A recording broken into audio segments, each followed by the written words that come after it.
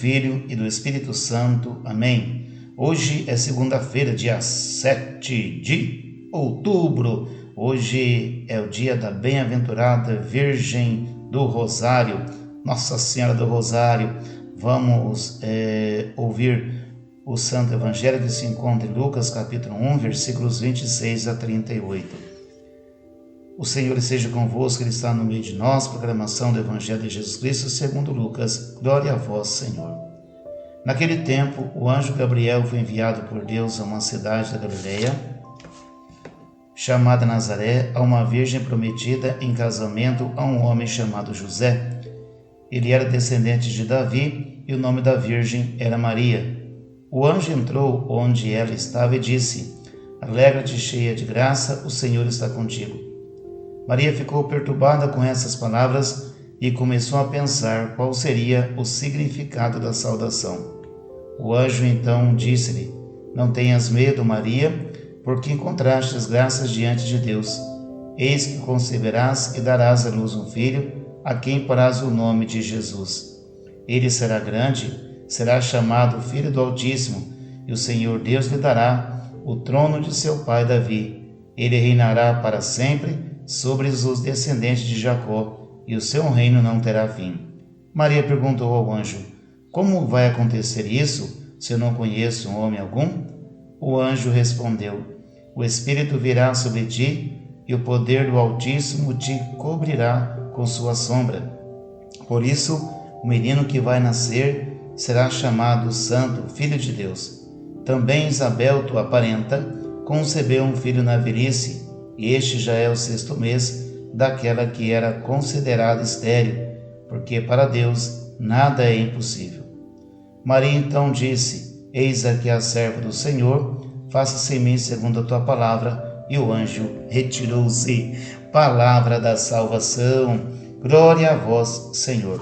Meu filho e minha filha, temos a alegria hoje de estarmos celebrando Nossa Senhora do Rosário, e nós ouvimos o Evangelho que Maria, ela foi muito corajosa. Por que eu digo isso? Quando ela soube que ela seria a mãe do Messias, a mãe do Salvador, ela não teve medo de dar o seu sim. Ela sabia que tudo o que estava para acontecer na vida dela era obra de Deus. Eis aí a confiança. Olha a confiança.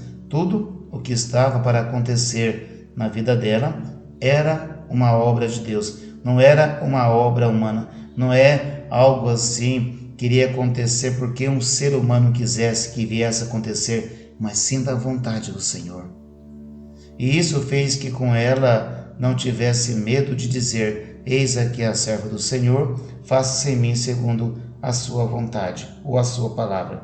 Filho e filha, para nós o sim de Maria é um grande exemplo. Por quê? Porque nós não podemos ter medo de dar o nosso sim às coisas de Deus.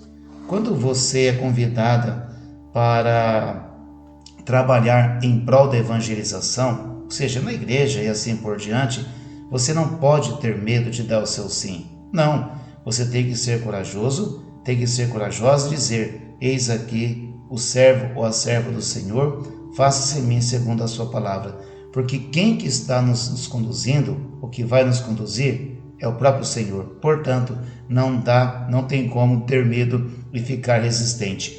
Um outro ponto que eu quero ressaltar é Nossa Senhora do Rosário. Filha, o católico mariano, ele não fica nem um dia sem rezar o seu terço, o seu rosário.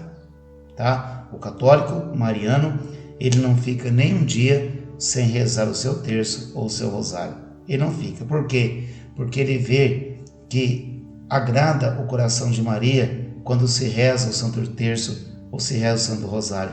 E aí, você reza o terço do dia ou não? Ou você reza o rosário todo dia? Pense em teu coração e responda para você mesmo: você é um católico mariano? Porque o católico mariano, ele anda com o terço consigo, E ele também reza o terço, o rosário todos os dias. E aí, você faz isso? Que Deus abençoe você e a sua família. Em nome do Pai, do Filho e do Espírito Santo. Amém.